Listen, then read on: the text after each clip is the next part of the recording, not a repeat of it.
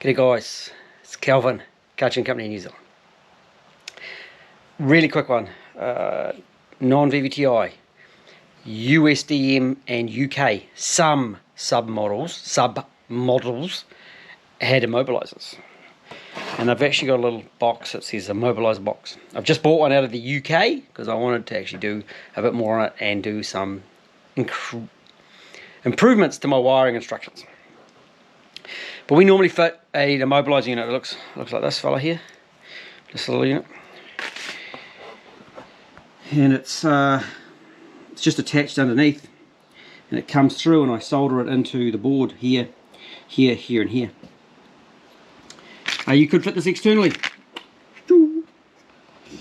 Here's the part number. That's one of the part numbers, 50341. I think like 310's got it as well. There's a couple others that have it as well. And I've got a bigger video on this, but I just wanted to show I'm going to plug it into a OBD1 vehicle. Now, the guys talk to me about swapping ECUs all the time. A lot of guys say it can't be done, but it can if you know what you're doing and if you're going the right way. Okay, so if you've got a Celsius and you put an LS400 ECU in it, you'll lose your fan control. And if it's in a factory vehicle, that's bad. Mine's not in a factory vehicle, is it? So it's okay. Oxygen sensor code logic is different. The EGR logic is different. And I'm using a OBD1 non-immobilizer, so the pinout is different. Now, what Toyota did is they flipped the IGT wires, ignition trigger wires, so you can't do what I'm doing. But we found out what to do, so we just do it, so we can do what we're doing. I've got this ECU here. It's got some numbers on the side of it now. And what I did is I took IGT1 here, and I put it in IGT2, and funny enough I put IGT2 into IGT1. A little bit of tongue twister. Now, for some reason, this vehicle had those ignition triggers swapped. There's a bigger video on this one, and it was just stuff up. They'd moved the cores around inside under the bonnet, trying to make stuff work, and it's just dumb. I come in here. We've got a check light, and it's going to come back on when it starts because of the EGR and oxygen sensor logic is different.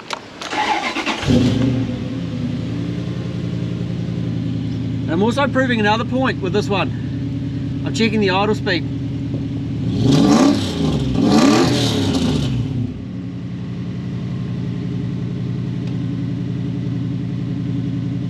Okay, so it starts and runs.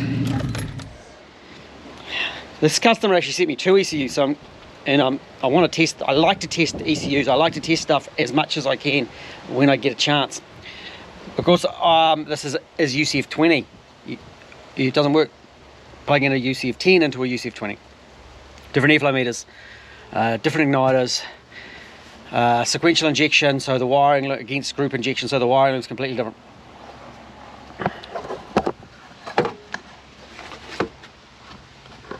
Okay, so the man sent me a second ECU.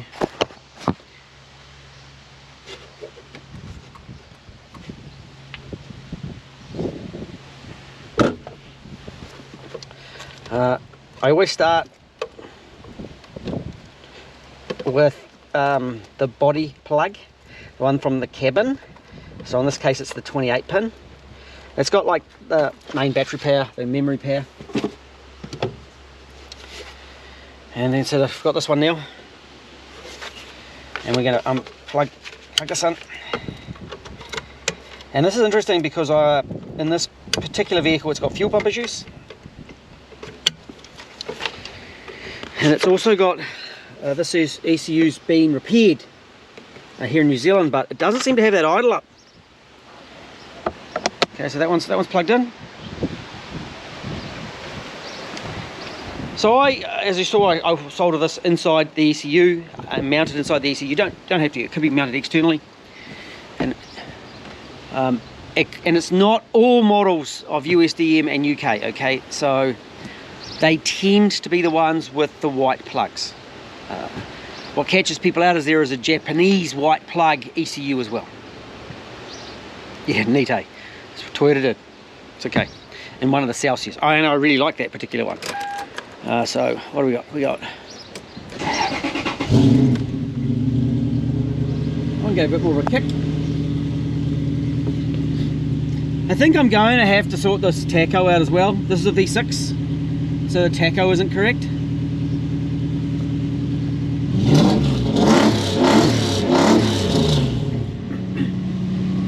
But notice a nice idle.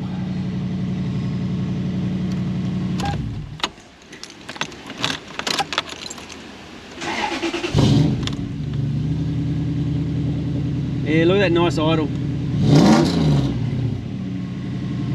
Beautiful. So I've proven 2 points with this particular job.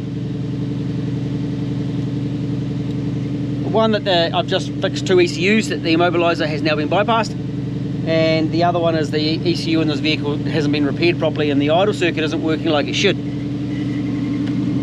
We'll see how well or not. Isn't that a nice idle?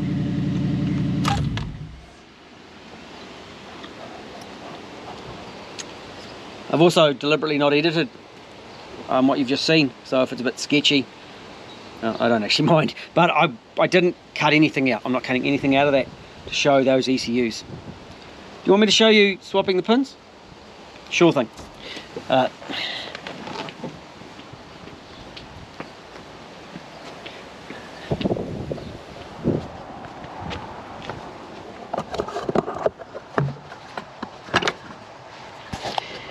Right, it's not going to be ideal because we're on the GoPro, but I'm gonna do it. So I'm going to unplug here again, that one there, and that one there. So we know that ECU's a runner, one's working. I get my little pin popper here, and I lift the tab on the bottom, there and there. And I'm getting pretty good at popping this particular vehicle because I've done it a few times. Because that was the initial reason it came into me, because it had issues.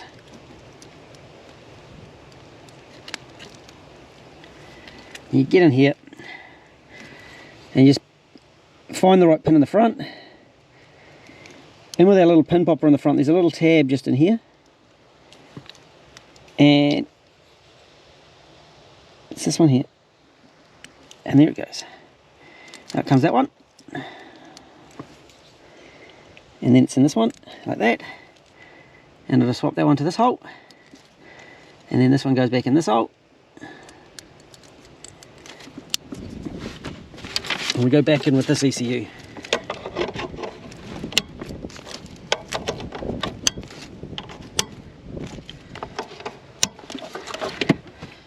Right. It is that easy. I do a lot of them though, and having the correct little tool does help. Right.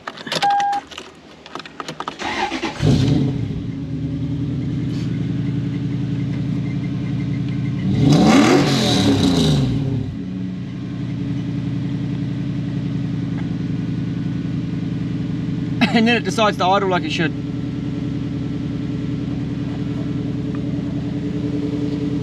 This vehicle, when I started it dead cold this morning, it didn't idle up like it should. And this ECU isn't resetting the idle stepper as like it should. So what it's actually doing here is when we've had the other ECUs in it, it's set it to, it's stopped there. It hasn't moved it like it should.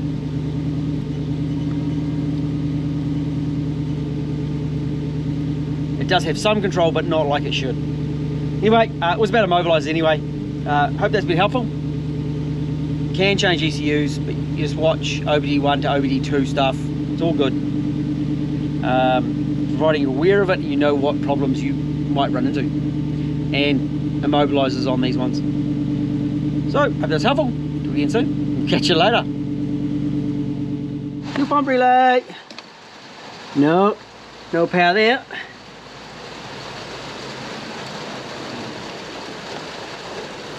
Oh, what's this?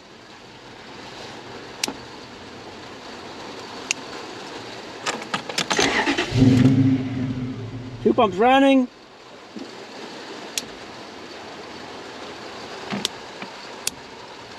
Oh no, that's fuel pump running. Fuel pump not running.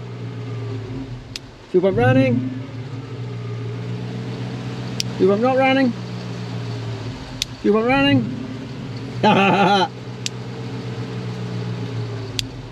Well, at least I can trace that.